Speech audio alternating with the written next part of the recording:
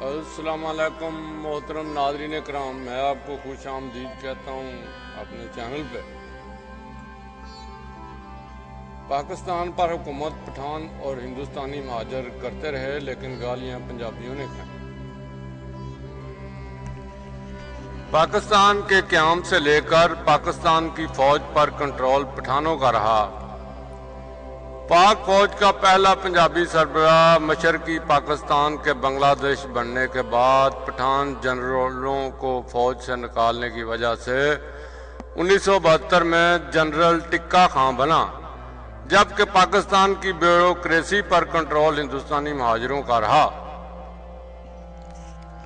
پاکستان میں پٹھانوں اور ہندوستانی مہاجروں کی آبادی کم ہے۔ پہلے بنگالیوں کی آبادی زیادہ تھی اور اب پنجابیوں کی آبادی زیادہ ہے۔ جمہوری نظام میں راج اکثریت کرتی ہے، اس لیے پہلے بنگالیوں اور پنجابیوں کو، جبکہ اب پنجابیوں اور سندھیوں کو جمہوری نظام کا فائدہ ہے۔ پٹھانوں اور ہندوستانی مہاجروں کی آبادی کم ہونے کی وجہ سے پٹھانوں اور ہندوستانی مہاجروں کو نہ پہلے جمہوریت کا فائدہ تھا اور نہ اب فائدہ ہے۔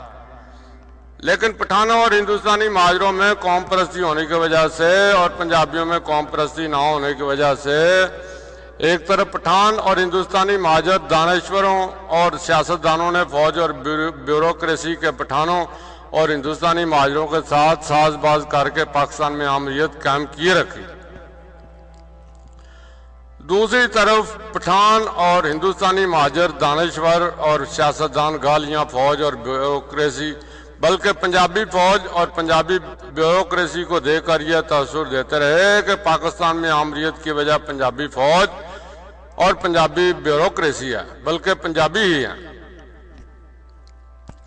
تیسری طرف مشرقی پاکستان کے مغربی پاکستان سے آبادی میں زیادہ ہونے کے باوجود بھی بنگالیوں کو وفاقی حکومت کی سرکاری ملازمتوں میں ان کی آبادی کے حساب سے حصہ نہیں دیا، بلکہ مشرقی پاکستان میں صوبائی سطح پر بھی بنگالیوں کو صوبائی حکومت کی سرکاری ملازمتوں میں ان کی آبادی کے حساب سے حصہ دینے کی بجائے بہاریوں کو مسلط کیے رکھا، جبکہ قائد اعظم محمد علی جناح کے 1948 میں ڈھاکہ میں کھڑے ہو کر پاکستان کی قومی زبان اردو کرنے کا اعلان کرنے کی وجہ سے اور لیاقت علی خان کی طرف سے اس اعلان پر خوشی خوشی عمل کرانے کی وجہ سے اور بنگالی زبان اور بنگالی قوم پرستی کی تحریک چلانے والوں کے ساتھ ظلم و زیادتی کر کے تحریک چلانے والوں کے ہاتھوں پنجاب اور پنجابیوں کو آمر غاضب بنگالی قوم کا استحصال کرنے والے اور مشرقی پنجاب کو لوٹنے والے کلوا کر پنجابیوں کو گالیاں دلواتے رہے۔ بنگالیوں کی پنجابیوں کو گالیاں دینے کی وجہ یہ تھی کہ پنجاب میں رہنے والے اور پنجابی قوم کا فرد ہونے میں فرق رکھا جانا چاہیے تھا، لیکن پنجابیوں میں پنجابی قوم پرستی کے فقدان کی وجہ سے پنجاب میں رہنے والے اور پنجابی قوم کا فرد ہونے میں فرق نہیں رکھا جاتا رہا۔ پنجابیوں کی طرف سے پنجاب میں رہنے والے ہر فرد کو پنجابی تسلیم کر لینے کا نتیجہ یہ نکلا کہ ایک تو پنجابیوں کے بجائے پنجاب اور پاکستان پر حکمرانی پنجاب میں رہنے والے غیر پنجابی کرتے رہے، دوسرا پنجاب سے تعلق رکھنے والے غیر پنجابیوں کے کرتوتوں کو پنجابی قوم کے کھاتے میں ڈالا جاتا رہا۔ بنگالیوں کی پنجابیوں کے خلاف نفرت کی اہم وجہ یہ بنی کہ بنگالیوں میں یہ تصور پیدا کیا گیا کہ الف پاکستان کا پہلا وزیر اعظم ہندوستانی مہاجر لیاقت علی خان کرنال میں پیدا ہونے والا پنجابی ہے، بے پاکستان کا تیسرا گورنر جنرل پٹھان غلام محمد لاہور میں پیدا ہونے والا پنجابی ہے، پاکستان کا پہلا مارشل ایڈمنسٹریٹر اور صدر پٹھان ایوب خان ہری پور ہزارہ میں ہونے والا پنجابی ہے، پاکستان کا دوسرا مارشل ایڈمنسٹریٹر اور صدر پٹھان یحییٰ خان چکوال میں پیدا ہونے والا پنجابی ہے، کمانڈر ایسٹرن کمانڈ پاک آرمی گورنر مشرقی پاکستان اور 1971 کی جنگ میں مشرقی پاکستان میں بھارتی فوج کے پنجابی جنرل اروڑا کے سامنے ہتھیار ڈالنے والا پٹھان ہے، ایک نیازی میاں والی میں پیدا ہونے والا پنجابی ہے، چوتھی طرف صوبہ سرحد میں خان غفار خان کی آزاد پختونستان کی تحریک کو اندر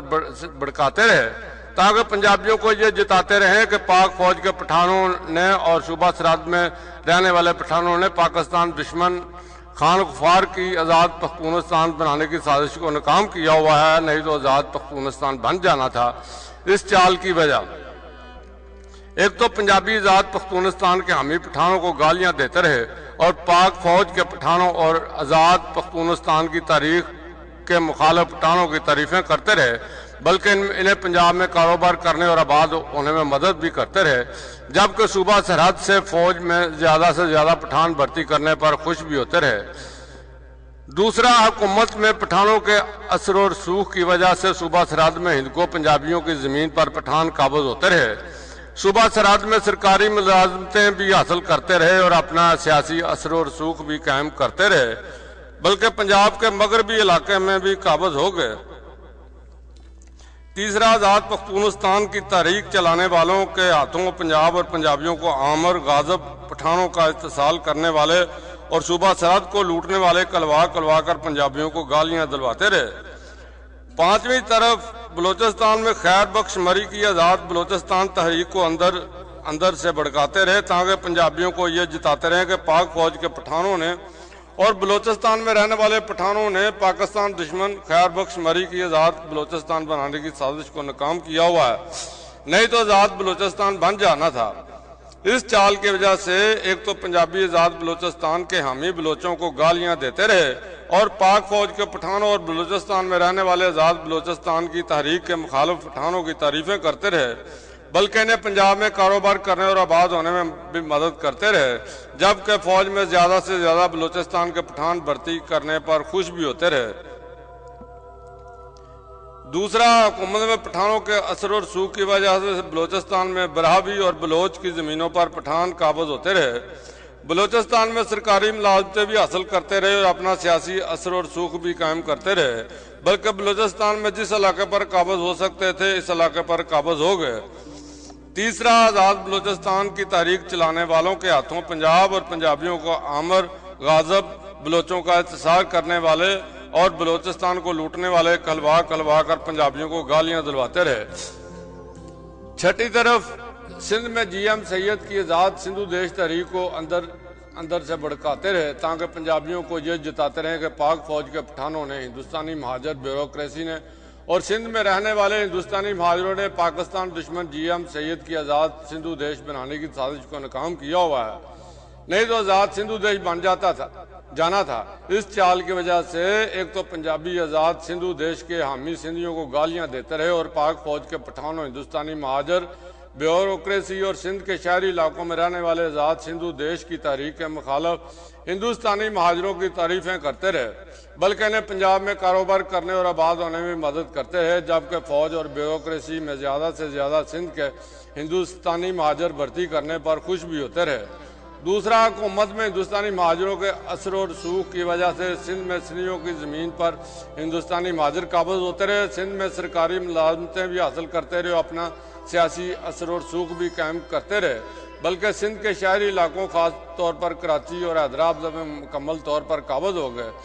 تیسرا، آزاد سندھو دیش کی تحریک چلانے والوں کے ہاتھوں پنجاب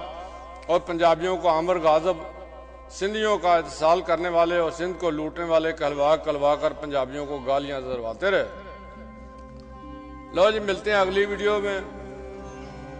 خدا حافظ، رب رکھا فی امان اللہ۔ چینل کو سبسکرائب کرنا نہ بھولیے گا، بیل آئیکن کو لازمی پریس کرے گا، بیل آئیکن کو پریس کریں تو ویڈیو کا لائیو نوٹیفکیشن پہنچے گا۔